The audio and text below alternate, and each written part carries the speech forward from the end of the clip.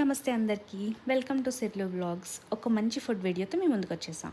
చల్లచల్లని వెదర్లో ఎప్పుడు పకోడీలు, బజ్జీలు ఏం చేసుకుని తింటారు? సింపుల్గా హాఫ్ అన్ అవర్లో అయిపోయే మసాలా వడలు ట్రై చేసుకుని తింటూ వెదర్ని ఎంజాయ్ చేసేయండి.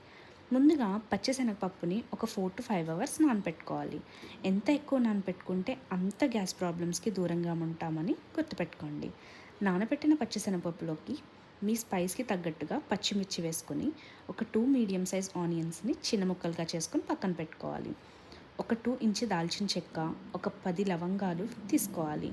ఇప్పుడు మిక్సీ జార్ తీసుకొని నానబెట్టుకున్న పచ్చిశనగపప్పు, పచ్చిమిర్చి, చెక్క, లవంగాలు వేసుకొని బరకగా పేస్ట్ చేసుకోవాలి. అక్కడక్కడ మనకి పప్పు తగలాలి.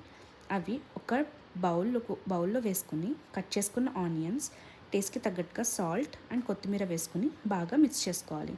ఒకవేళ కావాలి అనుకుంటే హోమ్మేడ్ గరం మసాలా కూడా వేసుకోవచ్చు, వద్దు అనుకుంటే స్కిప్ చేసుకోండి. ఇది మిక్స్ చేసుకునే లోపు ఒక కడాయి పెట్టుకుని ఆయిల్ వేసి వేడి చేసుకోవాలి.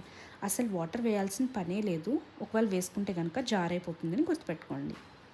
నౌ హ్యాండ్ కొంచెం తడి చేసుకొని ఒక మీడియం సైజ్ లెమన్ లాగా ఒక ముద్ద తీసుకొని చేతిలో అరచేతిలో పెట్టుకొని కొంచెం పలుచగా నొక్కి ఆయిల్ని మీడియం ఫ్లేమ్లో పెట్టుకొని ఆయిల్లోకి వేసుకోవాలి.